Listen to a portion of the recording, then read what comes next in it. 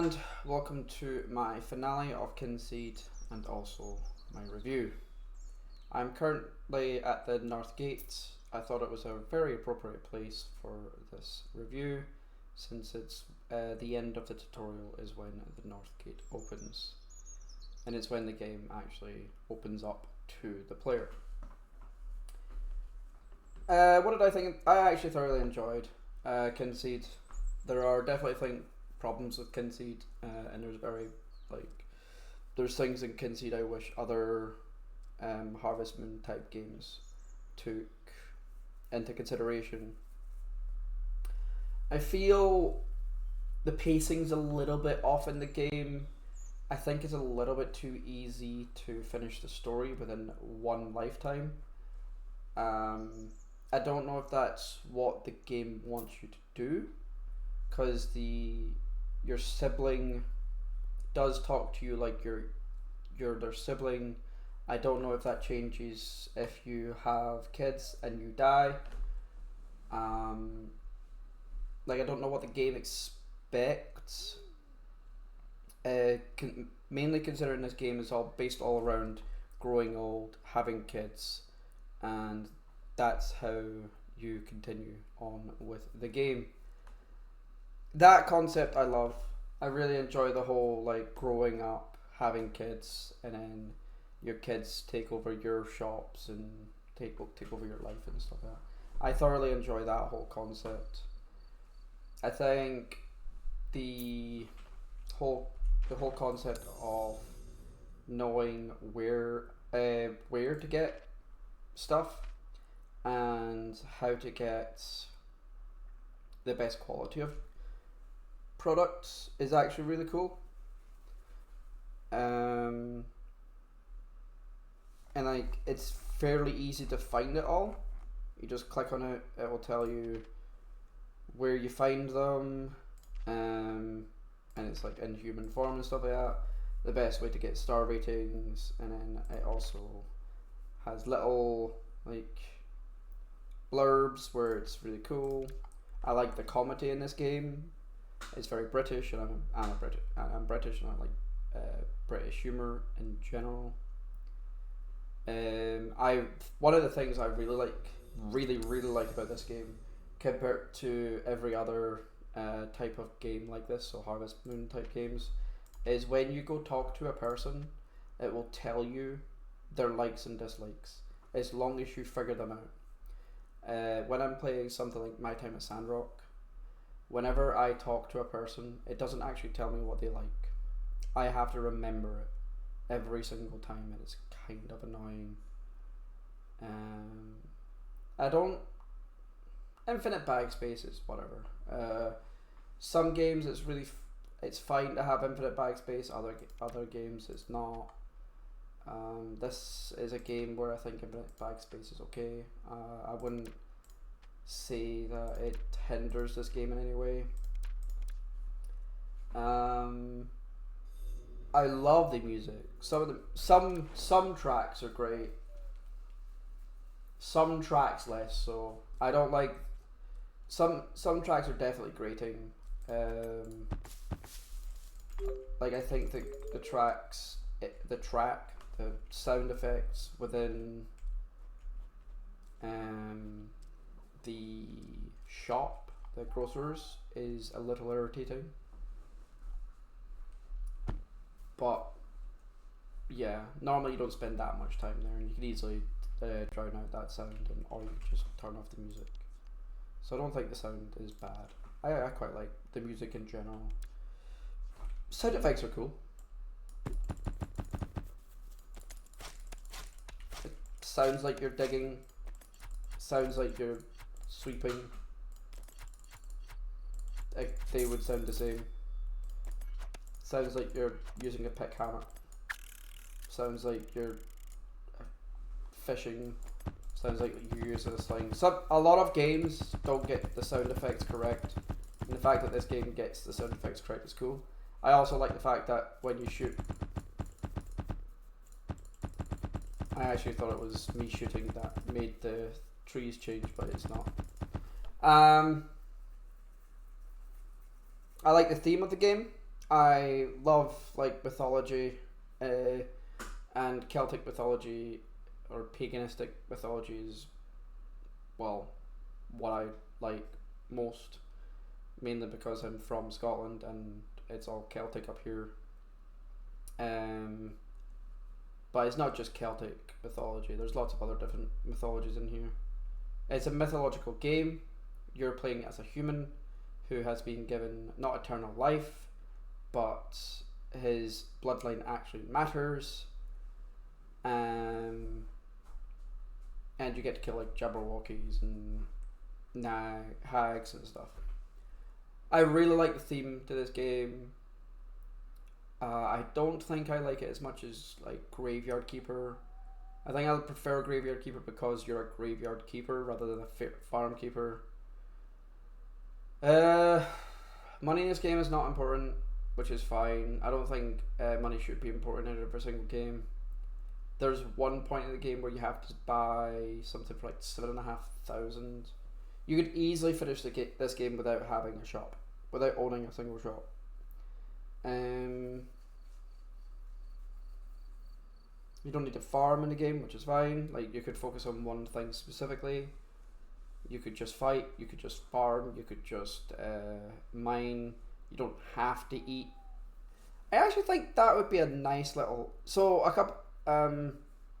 these are not like bad or good things, they're just observations. What I would like to see improved, I don't know if other people would, this is just a personal preference. When I'm playing these games, I actually like the stamina meter. I know some people hate stamina meters. I quite like it because it means that every single thing you do actually has a meaning. I like to have meanings to my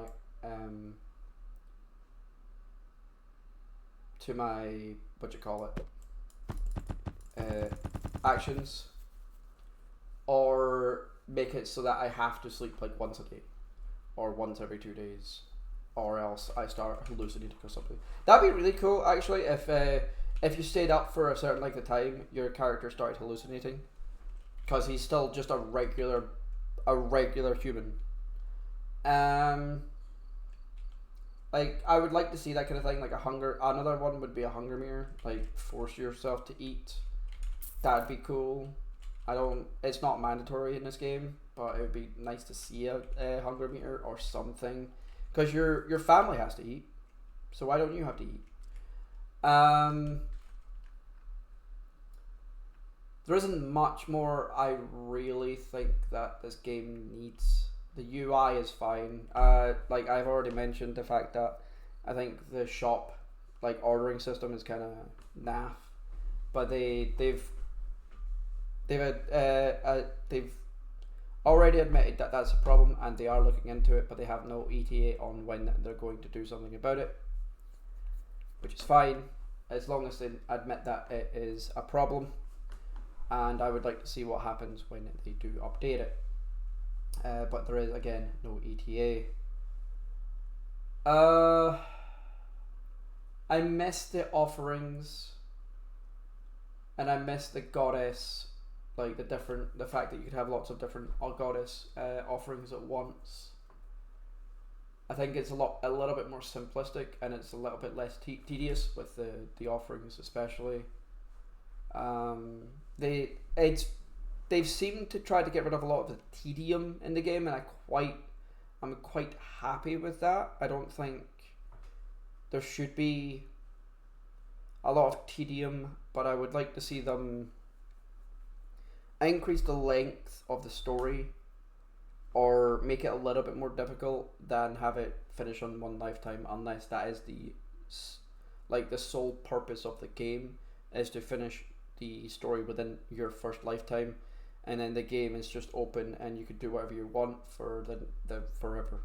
So like once you finish the story, it becomes Stardew Valley, and all you're doing then is just doing whatever you want, make the best character you can, or make as much money as you physically can, or whatever. There's no like end goal really. The end goal is whatever you make it out to be.